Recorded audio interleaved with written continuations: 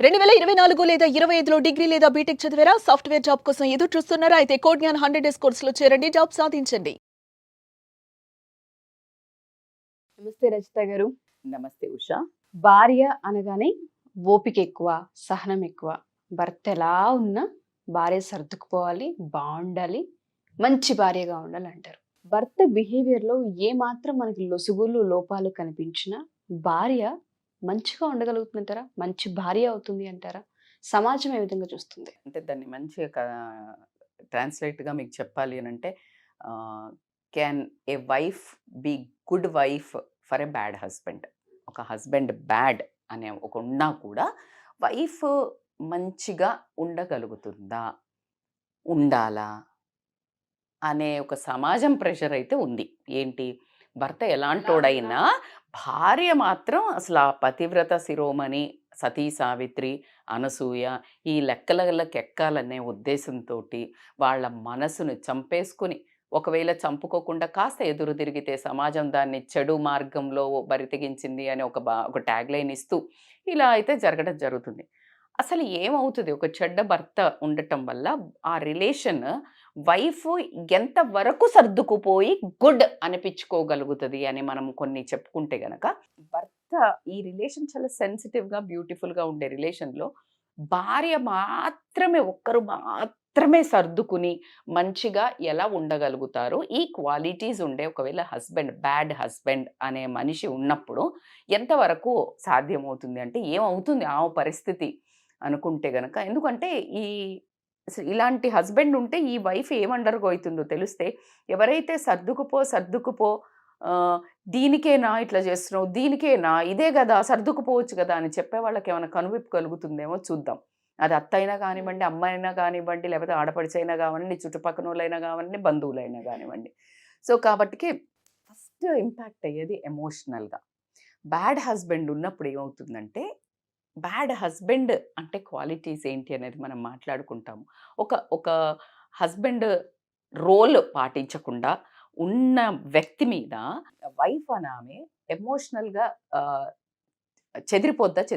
ఖచ్చితంగా చెదిరిపోతుంది. ఈ ఎమోషనల్‌గా చెదిరిపోయే ఆమెకి ఎమ్మటే కట్ అనంగానే ఇలా మహానటిలాగా ఎంబటే గుడ్ వైఫ్ అయిపోయి, నీకు ఎంటనే కాళ్ళొత్తేసి నీకు ఇట్లా హారతి పట్టేసి భర్త అని ఇట్లా ఇస్తదా? Simple. So how you are expecting irrespective of your behaviour wife to be good, right? Emotional impact విపరీతంగా ఆమె మీద పడటం వల్ల ఖచ్చితంగా ఆమె బిహేవియర్లో డిఫరెన్స్ రావడం జరుగుతుంది. కానీ మన సమాజం ఒక లుక్ ఎప్పుడు బైనాక్యులర్స్ వేసి భార్య మీద ఉంటుంది కాబట్టికే భార్య సరిగా చూడట్లేదు అనే ఒక వైపుకు టర్న్ చేయటం జరుగుతుంది. అసలు కథ పోతుంది, సైడ్కి ట్రాక్ అయిపోతుంది. ఎప్పుడు అంతే, ఇలాగే అసలు గొడవ పక్కకు పోయింది, ఈ ట్రాక్ మొదలవుతుంది. ఏదైతే ప్లే చేస్తూ ఉంటుందో ఇంట్లో లేచినప్పటి నుంచి ఆ ఎమోషనల్ ఎప్పుడైతే ట్రామా ఉంటుందో దాని వల్ల కలిగే ఫీలింగ్స్, చిరాకు ఆమె మొహంలో గానీ, పద్ధతి గానీ, పడేయడంలో గానీ, కోపంగా గానీ, గులగట్టం గానీ, ముఖం మాట ఇవన్నీ చూస్తారు. ఆఖరికి ఏమవుతుందంటే నువ్వు ఇలా ఉన్నావు కాబట్టి వాడు అలా చేస్తున్నాడు అనే దానికి వెల్ సెడ్ ఉషా, ఇది మాత్రం కరెక్ట్. ఇలా అయితే చాలా వరకు జరుగుతుంది. ఇంకొకటి ఏమవుతుంది అంటే, బేసికల్గా విమెన్ బ్యాడ్గా తయారవ్వడానికి అని కాదు, తయారవ్వాల్సి వస్తుంది. ఎందుకు అని అంటే ల్యాక్ ఆఫ్ రెస్పెక్ట్.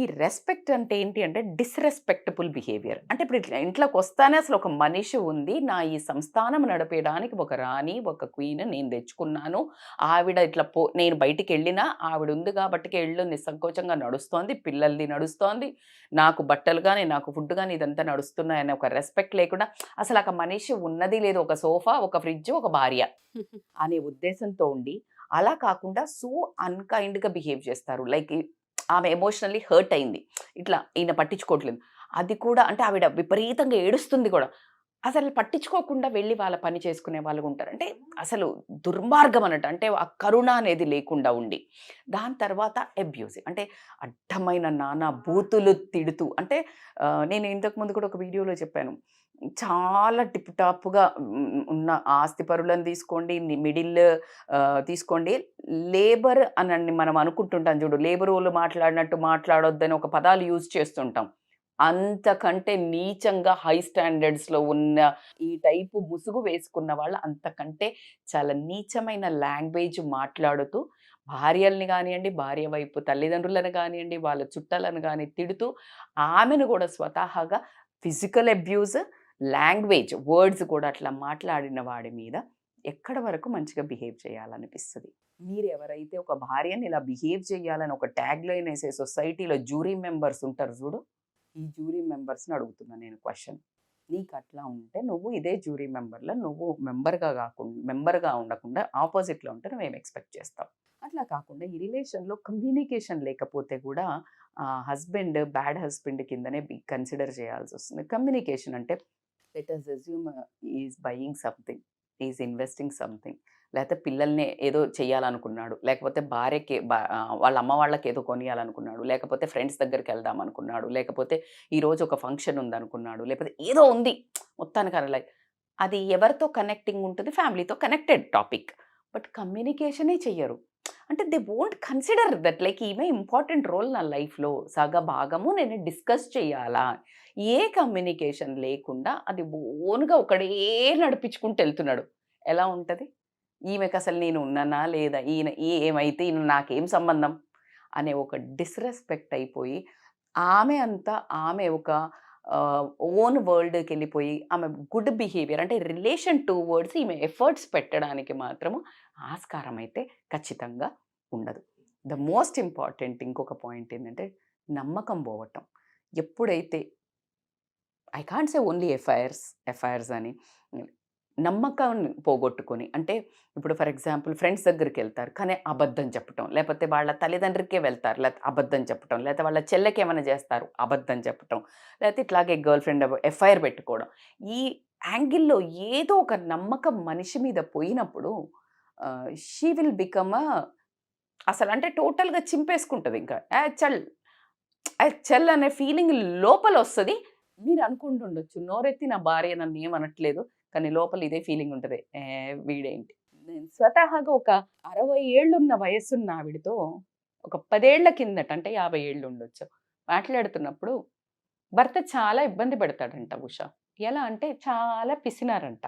ఆస్తి బాగుంది, క్యాబుల్లో తీసుకెళ్ళడు, కారు కొనడు, నడిపిస్తాడు.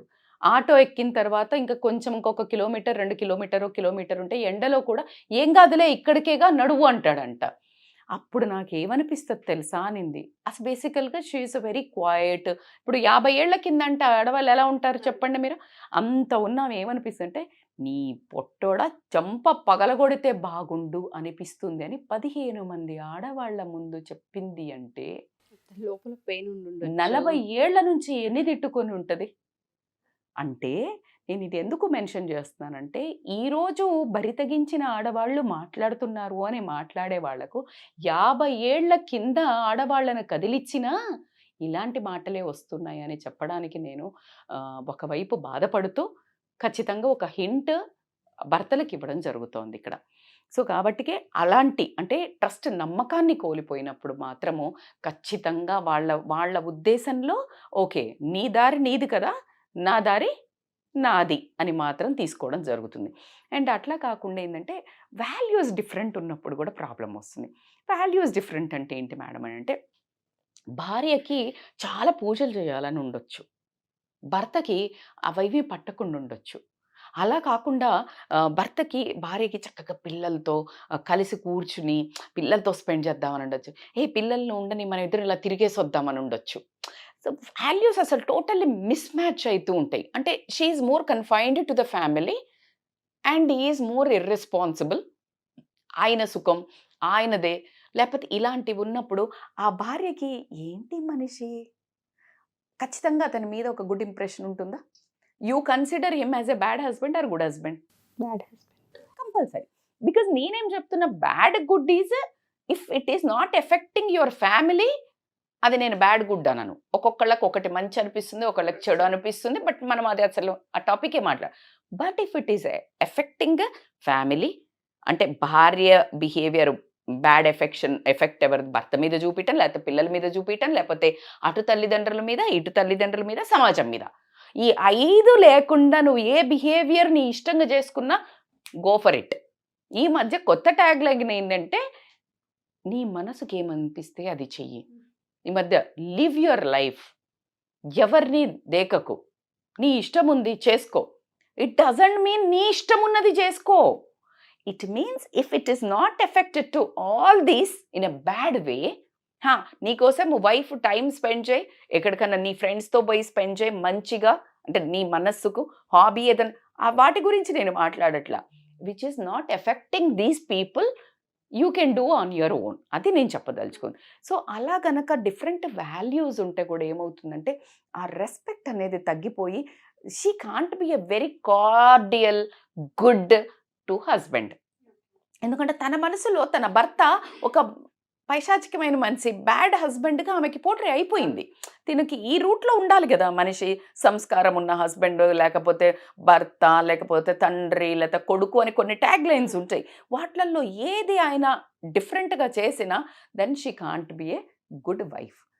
ద మోస్ట్ ఎక్కడైతే నేను ఇందాక ఒక వీడియోలో కూడా చెప్పాను, ఎప్పుడైతే సర్వైవల్ మోడ్కి వైఫ్ వెళ్తుంది, వెళ్ళి అగ్రెసివ్గా మారి ఫైటింగ్ స్పిరిట్ పుంజుకొని వల్నరబుల్గా తయారవుతుంది అంటే గనక, ఎప్పుడైతే ఆమెకి ఎమోషనల్ అండ్ ఫిజికల్ సేఫ్టీ లేదని తెలుస్తుందో, ఈ మనిషితో ఉంటే నాకు సేఫ్టీ లేదు అని అనుకుంటుందో, ఎమోషనల్లీ కానీ ఫిజికల్గా కానీ, ఖచ్చితంగా భర్త మీద తను ఖచ్చితంగా ఇవే చూస్ చేసుకుంటుంది. సో భర్త అనే ఆ బ్యాడ్ పర్సన్ని పక్కకు జరిపేసి దెన్ ఇది కనిపించదు కదా, the behaviour will become very bad, then she will be considered as a bad woman or bad wife.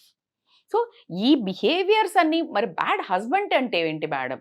Clearly well described ఏంటి అంటే, నీ ఒక రోల్ బాధ్యత, భార్యను పెళ్లి చేసుకునేటప్పుడు తీసుకొని వచ్చినప్పుడు నువ్వు 7 అడుగులు వేస్తూ కొన్ని వచనాలను చెప్పావు, అవునా? ఈ వచనాలు ఏదైతే నువ్వు అడిగేసి, నీకు కష్టంలో సుఖంలో నేను తోడు ఉంటాను, నీ మంచి చెడు నేను చూసుకుంటాను, మనకున్న కల్చర్ ప్రకారం ఏం చెప్పాడో నేను నిన్ను పోషిస్తాను, బాధలో భరిస్తాను, బంధాన్ని కాపాడుకుంటాను అనే కొన్ని నువ్వు ఏదైతే ప్రామిసెస్ చేసి నిన్ను జీవితాంతం నెత్తిన పెట్టుకుని రాణిలాగా చూసుకుంటాను అని తీసుకొచ్చిన వాడివి, అందులో నువ్వు అవి చూసుకోకుండా నువ్వు తాగుడుకి బానిసయ్యి, బాధ్యతలు లేకుండా తిరిగి ఫ్రెండ్స్తో తిరిగి, ఇంటికి వచ్చిన తర్వాత క్వశ్చన్ చేస్తే ఈమెకే రంకుతనం అంటగట్టి కొట్టి, పిల్లలను భయభ్రాంతులను చేస్తూ, పిల్లల చదువుకి కానీ దేనికి కానీ నువ్వు డబ్బు కానీ ఏమీ పెట్టకుండా, ఇంట్లోకి ప్రతి లేచిన దగ్గర నుంచి నీకు ఫుడ్ పెట్టడానికే భార్య కష్టపడుతూ, ఈ తల్లిదండ్రులను బాగా చూసుకోకుండా అటు ఆ తల్లిదండ్రులను సాటిస్ఫై చేయకుండా, ఏ బంధాలకు విలువ లేకుండా, నీ ఒక సొంత సెల్ఫ్ అంటే నీ ఒక హ్యాపీనెస్ కోసం నీ ఫ్రెండ్స్తో తిరుగుడో తాగుడో, నీ జలసాలో నీకున్న సర్వ కార్యకలాపాలను విలాస పురుషుడుగా నువ్వు తిరుగుతుంటుంటే అతన్ని ఏమంటారు? ఇందులో ఏ క్వాలిటీస్ ఉన్నా కూడా is considered as a bad husband. If you are not considering your wife and your children, your other relation, the first సర్కిల్ని ఏ వేటిని లెక్క చెయ్యకుండా నీ ఇష్టం వచ్చినప్పుడు నువ్వు విచ్చలవిడిగా తిరుగుతున్నావు అంటే he is considered as a bad husband. Then భార్య అనే ఆమె మంచి భార్య అవ్వడానికి, చెడు భార్య అవ్వడానికి ఈ factors will influence. These factors influence ఈ టైటిల్. సో కాబట్టికే ఈవిడ మారడానికి 200% భర్త విల్ బి ద రీజన్. మీరు ఇందాక అన్నారు ఇవన్నిటిని ఎవరికి చెప్పుకోకుండానే ఈమెదో ఈ ఫ్రస్ట్రేషన్ భంగిమలు కనిపిస్తాయి. ఆడవాళ్ళలో బాగా కనిపించేవి ఏంటంటే ముఖ కవలికలు, సౌండ్లు, గిన్నెల సౌండ్ అవుతుంటే ఆవిడకి ఏదో అయిందిరా అంటారు. అలా వీడు చాప కింద నీరులాగా చేసుకుంటూ పోతుంటే ఈవిడ అవి చెప్పకుండా ఈ మాటలు, అరవటాలు, ఈ గిన్నెల సౌండ్లు, లేకపోతే ముఖ కవలికలు అత్త మీదనో ఆడపడుచు మీదనో ఇవి చూపించే విధానాన్ని బట్టి ఈవిడను పోర్ట్రే చేయటం జరుగుతుంది. కానీ అండర్లయింగ్ అని అప్పుడేమంటారు, ఈవిడ ఇలా ఉంది కాబట్టినే వాడు అలా తయారయ్యాడు అని ఆ ట్విస్ట్ని ఇలా మార్చేస్తారు కాయిన్ని. అది విచిత్రమైన ధోరణి మాత్రం అనిపిస్తుంది కాబట్టి. So it is very impossible యార్ for a bad husband good వైఫ్గా ఉండాలని కోరుకోవడం ఒక మూర్ఖత్వం, ఉండడం విపరీతమైన కష్టం, ఉండాల్సిన అవసరం కూడా లేదు. మీరు అన్నట్టుగానే ఒకవేళ హస్బెండ్స్ కనుక వైఫ్ కావాలని ఎక్స్పెక్ట్ చేసినప్పుడు మీరెంత గుడ్ హస్బెండ్గా ఉన్నారో కూడా క్రాస్ చెక్ చేసుకోవాల్సిన అవసరం ఉంది. Thank you so much Rachitha గారు, చాలా బాగా ఎక్స్ప్లెయిన్ చేశారు. ప్రతి పాయింట్ కూడా చూసేటప్పుడు వాళ్ళలో వాళ్ళకి తెలుస్తూ ఉంటుంది ఎక్కడెక్కడ మిస్టేక్స్ చేసాం. ఈ బిహేవియర్కి నా పాత్ర ఎంత ఉంది, నేను ఎంత ప్రోత్సహించాను, సో ఇప్పుడైనా సరి చేసుకునే ప్రయత్నం ఉందా తెలుస్తూ ఉంటుంది వాళ్ళకి. సో ఇలా ఎవరైనా సరే హస్బెండ్ అండ్ వైఫ్కి సంబంధించి కావచ్చు, లేదంటే ఏదైతే ఫ్యామిలీ ఉంటుందో రిలేషన్షిప్లో వచ్చే ఇష్యూస్ కావచ్చు, పిల్లలకు సంబంధించిన ఇష్యూస్ కావచ్చు, పర్సనల్గా మాకు కౌన్సిలింగ్ కావాలి, ఒకసారి మాట్లాడాలనుకుంటున్నాం, మేము చాలా వీడియోస్ చూసాము, బట్ పర్సనల్గా మాకు కొన్ని ప్రాబ్లమ్స్ ఉన్నాయి, మేము చెప్పాలి, డిస్కస్ చేయాలనుకుంటున్నాం, మిమ్మల్ని మీట్ అవ్వాలంటే ఏ విధంగా కౌన్సిలింగ్ తీసుకుంటారా, ఆన్లైన్ ఉంటుందా, ఆఫ్లైన్ ఉంటుందా, ఎక్కడికి ఇలా రకరకాలుగా అడుగుతూ ఉన్నారు. దానికి సంబంధించిన పూర్తి వివరాలు ఏంటి? They can call us on a scrolling number. ఖచ్చితంగా ఇవాళ రేపు ఏ సమస్యనైనా ఒక చిన్న డిస్కషన్ తోటి, అంటే మాట్లాడుకోవటంతో అయితే నెరవేర్చడం జరుగుతుంది. కానీ ఆ మాట్లాడడానికి ఆ ఎదుటి మనుషులు సహకరిస్తున్నారా లేదా, నువ్వు అసలు మాట్లాడడానికి రెడీ ఉన్నావా లేదా, ఏం మాట్లాడాలి, ఎలా మాట్లాడాలో తెలియక కూడా గొడవలు అవ్వడము, ఎక్కువ అవ్వటము, కాపురాలు విచ్ఛిన్నవ్వడం జరుగుతుంది. కాబట్టి ఖచ్చితంగా కౌన్సిలింగ్, ఆ గైడెన్స్ అయితే ఉండడం జరుగుతుంది. మీకు తెలుసు ఓవర్సీస్ నుంచి కానీ, మనకి యూఎస్ నుంచి, ఆస్ట్రేలియాస్ నుంచి అట్లా డిఫరెంట్ కాల్స్ అయితే రావడం జరుగుతుంది. That way we are very much approachable. They can call us on a scrolling number for online or offline. Thank you ma'am, thank you so much.